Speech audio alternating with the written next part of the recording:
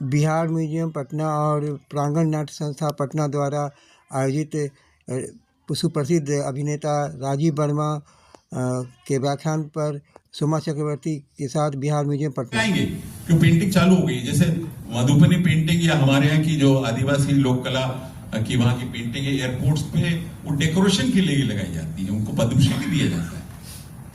लेकिन कलाकारों के प्रति कोई ऐसा मुझे लगता है सरकारी कार्यक्रम नहीं है। एक अलग तरीके से कि कलाकारों के स्थल भी नहीं बनाई जाती, मूर्तियां चौराहे पे नहीं लगाई जाती, नेताओं की लगाई जाती है या हमारे देशभक्तों की, चलो ठीक है देशभक्तों की इसलिए लगाई जाती है, वो मजबूरी है, वो आइडेंटिफाई पूरे प्रदेश में पूरे देश में है। कलाकारों के भी लगाए जाने चाहिए भाई, एक जगह कम से कम उस जगह तो लगाई जानी चाहिए जहां हमारे ऑडिटोरियम्स हैं। एक सेक्शन जैसे आपने पेंटिंग का, सॉरी सर, पेंटिंग का आपने लगाया जिसमें पूरे बिहार की कला है, तो बिहार के कलाकार भी हुए हैं। बिहार के कलाकार आपने मधुबनी पेंटिंग लगाई है और वो लगाई है, उसके साथ कलाकारों की भी एक मेरे ख्याल में होना चाहिए, ऐसा मैं समझता हूं। दूसरी चीज मैं जो भूल गया, सॉरी मैं वक्त ज्यादा ले रहा हूं, स्पोर्ट्स हमारे देश में अभी भी सबसे ज्यादा महत्वपूर्ण स्पोर्ट्स को माना जाता है, क्योंकि वो ट्रॉफीज लाते हैं, वो क्या तो हाँ मेडल लाते हैं, तो मेडल की गिनती होती है और वो 4-5 साल में स्पोर्ट्समैन कहाँ गया पता नहीं। लेकिन हमने क्या गुनाह किया है? हम तो बचपन से, मैं तो 5 साल की उम्र से वानर सेना में बंदर बना हुआ, तो ये जिंदगी भर करते हैं। आप देखिए ना कितने आप सीनियर, आपने कहा कि कलाकार हैं, सारे कला के बारे में सोचते हैं, समाज को सेंसिटिव संवेदनशील बनाने का कार्य करते हैं। नौकरी में 1% भी रिजर्वेशन नहीं है। बादाम और अंडे और दूध, ये सारे चीजें सिर्फ स्पोर्ट्समैन के लिए है।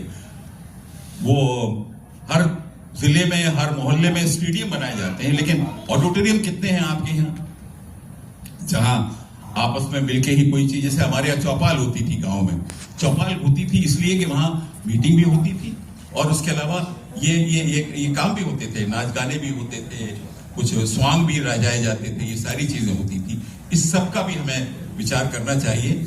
आर्टिस्ट का मकसद वो नहीं, थिएटर आर्टिस्ट का मकसद है, अभी जैसे मैंने कहा कि पहले हुआ करता था, अब हमारा मकसद अलग है, हमारा समाज को सुधारना है और आप इंडिविजुअल तरीके से अपने आसपास के लोगों को, अपने मोहल्ले में रहने वाले लोगों को, अपने जो अपना कॉलेज में अगर आप पढ़ते हैं तो कॉलेज में ही आप सब नहीं, मैंने वो नहीं पूछा, मैंने पूछा जैसे आप बताते हैं ना कि हर रोज बम्बई नगरी में इतने जो आते हैं एम्बिशन लेके, उनका फ्यूचर के बारे में थोड़ा। उनके फ्यूचर के बारे में तो कुछ नहीं कह सकते रीता जी, क्योंकि क्या है ना कि मैं तो देखता था वहां हमेशा कि बम्बई, अब तो खैर हर जगह शूटिंग होने लगी, बम्बई में रोज कम से कम 1000 बच्चा उतरता है, ट्रेन से उतरेगा, फ्लाइट से उतरेगा, और वो अपने माँ बाप के पैसे लेकर आता है और वहां बर्बाद करता है। बर्बाद तो क्या करेगा, क्योंकि बम्बई में रहना एक बहुत खर्चीला काम है और काम मिलना तो और ज्यादा तकलीफ नहीं है।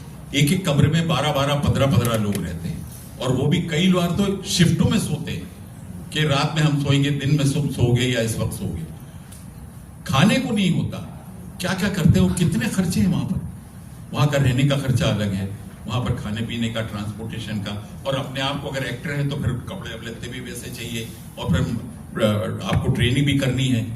तो ये सारी चीजों के बहुत खर्चे होते हैं और शुरू में इनकम तो होती नहीं, घर से ही पैसे लाते हैं या किसी से लेकर आते हैं और वो खत्म हो जाते हैं, तो उसके बाद क्या हाल होता है। अगर आप लोगों में से कोई इस चीज को एक्सपीरियंस किया हो या कभी गया हो या जिसके बाल बच्चे कभी गए हो, आप उनसे पूछिए, बहुत तकलीफ दे काम है, क्योंकि क्या है, बगैर तैयारी के जाते हैं।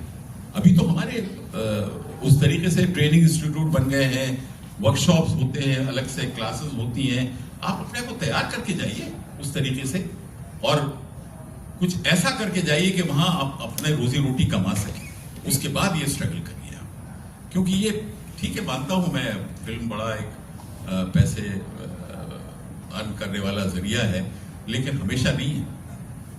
आपने पुराना सुना होगा कि फुटपाथ पे चने खा के, मूंगफली खा के, कुलीगिरी करके, भूखे रह के लोगों ने इसमें स्ट्रगल किया है। वो जमाना चला गया।